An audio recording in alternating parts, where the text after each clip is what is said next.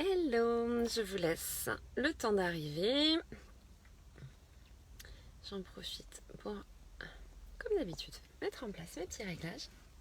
Et quand vous êtes là, n'hésitez pas à me faire un petit coucou. Ça faisait longtemps que vous n'avez pas fait un live en direct de ma voiture. Coucou Sandrine. Justement, j'en profite pour vous dire, parce que j'ai eu des messages dans ce sens ces derniers jours.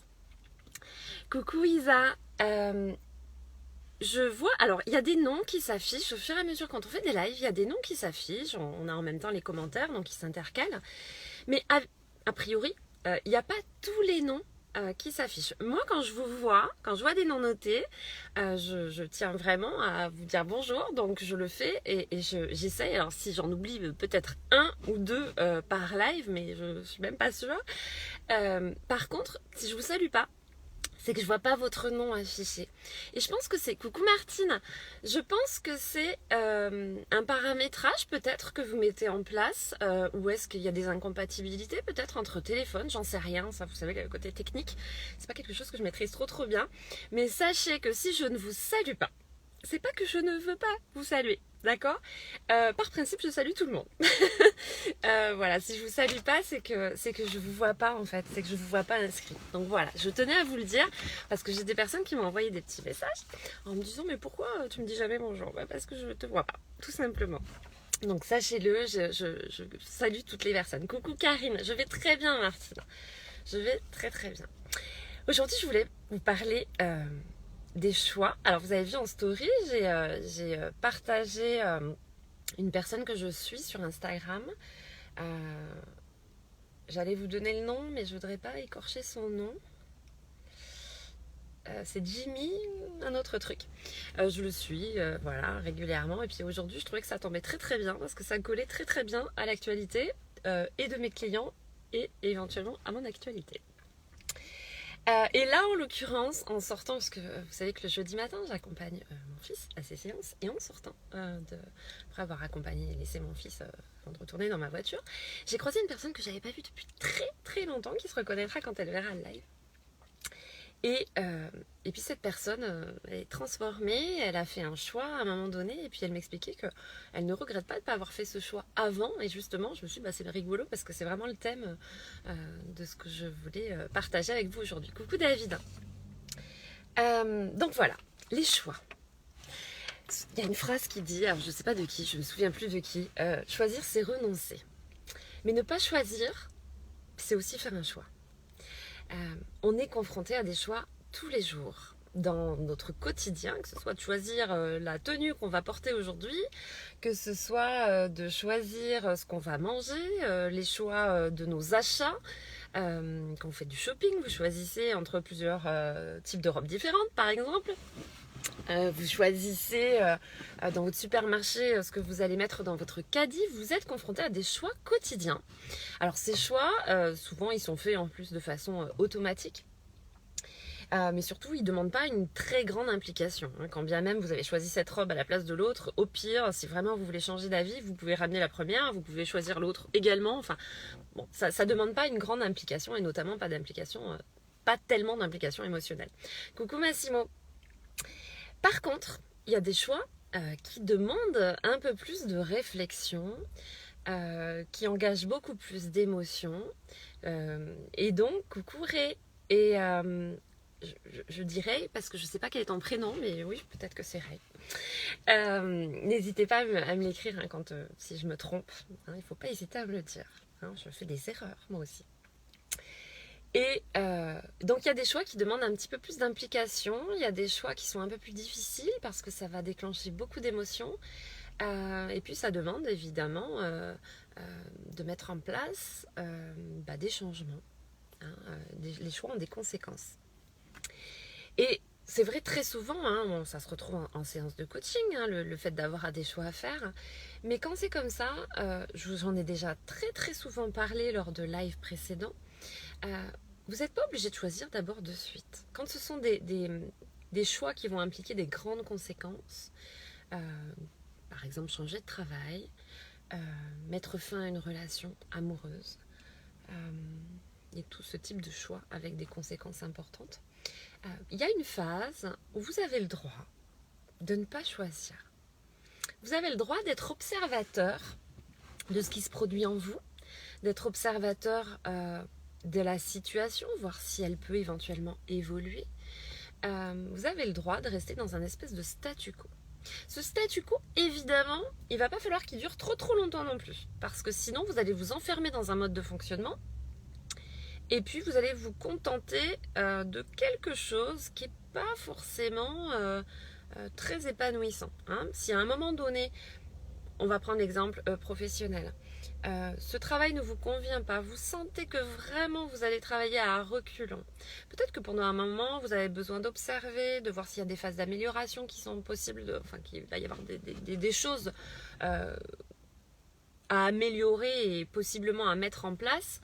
Peut-être aussi que vous avez averti les personnes avec qui vous travaillez, que vous vous posiez beaucoup de questions et que vous vous demandez si éventuellement il peut y avoir aussi une amélioration de leur part et du coup changer, coucou Godana, coucou Nathalie, changer la perspective de votre regard, changer votre regard sur la situation. Et puis, à un moment donné, il va falloir prendre des décisions. C'est-à-dire, si vous restez comme ça, indéfiniment, vous allez sans doute vous enfermer là-dedans et vous contenter de quelque chose qui ne vous nourrit pas. Hein. J'ai déjà donné cet exemple, mais j'ai travaillé pendant 20 ans dans une clinique, dans un service d'une clinique. Enfin, ça ne dépendait pas de la clinique, mais en tout cas, je travaillais pendant 20 ans dans une boîte. Et il y a des personnes à l'entrée, à mon entrée dans cette boîte qui déjà râlaient de leur situation professionnelle. Et puis quand j'en suis partie, elles continuaient de râler. Donc elles ont passé 20 années sans être épanouies dans ce travail, à se contenter de quelque chose par peur de mettre en place des actions pour modifier tout ça. C'est dommage. Alors là, je prends l'exemple professionnel, mais ça peut être également dans une relation amoureuse. Alors c'est pas facile. Évidemment, ça déclenche encore plus d'émotions dans une relation amoureuse. Mais si cette relation, elle vous convient pas vraiment, vous devez passer par une phase d'explication, de modification à mettre en place.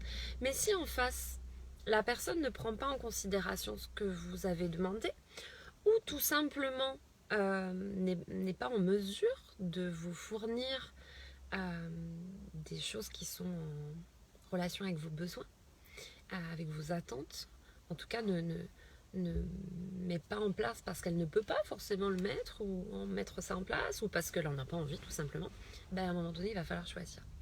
Et là, vous êtes responsable de ce choix. Parce que si vous vous enfermez dans le fait de ne pas choisir, la vie, elle va choisir pour vous. Vous allez non seulement passer des années qui ne vont pas être très chouettes, mais en plus, vous risquez à un moment donné de subir une décision d'une tierce personne. Et puis finalement, vous allez vous retrouver comme ça à vous dire, mais si j'avais su.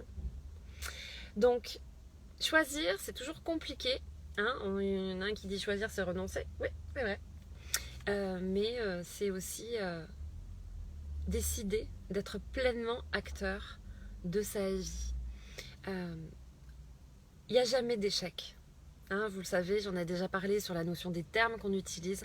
Ce sont des retours d'expérience que vous pouvez juger à un moment donné un petit peu négatifs. Et puis peut-être que cette même expérience, avec un peu plus de recul, quelques années supplémentaires, vous apportera un éclairage un petit peu différent.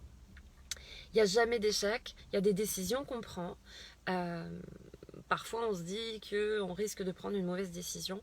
Mais quand vous avez une décision à prendre, posez-vous la question, qu'est-ce qui vous fait vibrer? Vous savez, cette espèce de petite flamme à l'intérieur de nous, là, qu'est-ce qui nous fait envie?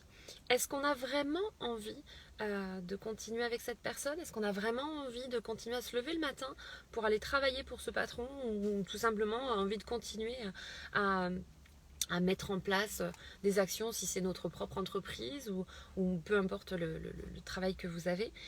Posez-vous cette question. Parfois, évidemment, la peur va surgir et ça, on fera d'autres lives par rapport à la peur, mais j'en ai déjà fait. Je vous invite à regarder les lives que j'avais fait. Je vous rappelle qu'ils sont tous sur YouTube, donc avec un petit titre qui vous permet évidemment de sélectionner ceux qui vous intéressent le plus, éventuellement, si vous ne voulez pas tous les regarder.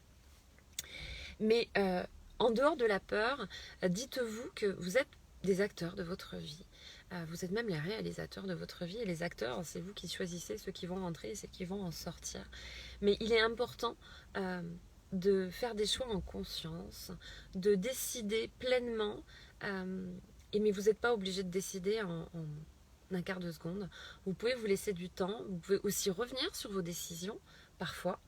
Peut-être pas tout le temps, mais parfois, on peut aussi revenir sur ces décisions. Mais c'est vraiment important de comprendre que vous êtes responsable de vos choix et plus vous allez choisir, plus vous allez mettre en place une vie qui vous ressemble. Se construire une vie, comme je dis sur mesure, c'est faire des choix. Et ces choix, ils impliquent parfois quelques difficultés émotionnelles, ils impliquent parfois quelques renoncements, ils impliquent parfois, souvent, beaucoup de courage, parce que choisir, c'est faire preuve de courage. Mais vous construisez petit à petit la vie que vous souhaitez. Voilà ce que je voulais vous dire aujourd'hui. J'ai pas pris de notes, j'avais noté juste de petites phrases et je suis sûre que j'ai oublié des petits trucs à vous dire, mais c'est pas grave, j'y reviendrai. Vous dire également, et ça fera aussi l'objet d'un prochain live, je suis en train de revoir pas mal de petites choses dans l'organisation, notamment des programmes. Vous savez, chaque mois, j'organise Coucou Manu, j'organise des programmes, je vous propose des programmes différents.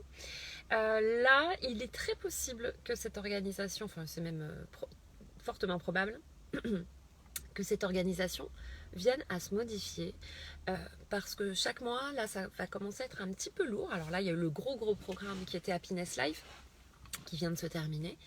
Mais chaque mois, c'est vrai que ça va devenir un petit peu lourd parce que mon organisation est en train de se modifier aussi. Donc j'envisage d'en proposer un par trimestre, mais je termine de réfléchir à tout ça, justement de faire mes propres choix. Et puis je vous les proposerai lors d'un prochain live. Donc voilà ce que je voulais vous dire aujourd'hui. On est tout le temps en train de choisir et c'est important de prendre le temps de réfléchir aux choix qu'on va faire et parfois de se laisser, encore une fois, cette petite période de statu quo, d'observation et pour se poser tout simplement les bonnes questions. Faire un bon choix, même s'il n'y a jamais de mauvais choix, mais faire le choix qui sera le plus approprié à nos besoins, c'est faire un choix en conscience, en fonction de toutes les informations qu'on a à l'instant T. Se rappeler aussi, justement, parce qu'il n'y a jamais de mauvais choix, c'est, et là ça va parler à une de mes clientes que j'ai eue hier, c'est que il est important de comprendre que quand vous choisissez à l'instant T, avec les informations dont vous disposez à l'instant T. Et que très souvent, quand vous considérez que ce choix n'est pas un bon choix, c'est parce que vous avez connaissance d'autres informations ultérieures à la prise de décision. Donc, voilà. On prend des choix en fonction des informations qu'on a à l'instant T. Et ces choix, de toute façon, ils sont toujours judicieux parce que c'est ceux que vous avez choisis. Je vous embrasse bien fort, je vous dis à très bientôt. Le soleil est en train de sortir, c'est parfait parce que j'ai un pique-nique à midi. C'est aussi un choix que j'ai fait. Donc je vais aller profiter de mon pique-nique. Je vous embrasse bien fort, je vous souhaite une très belle journée, je vous dis à très vite. Au revoir.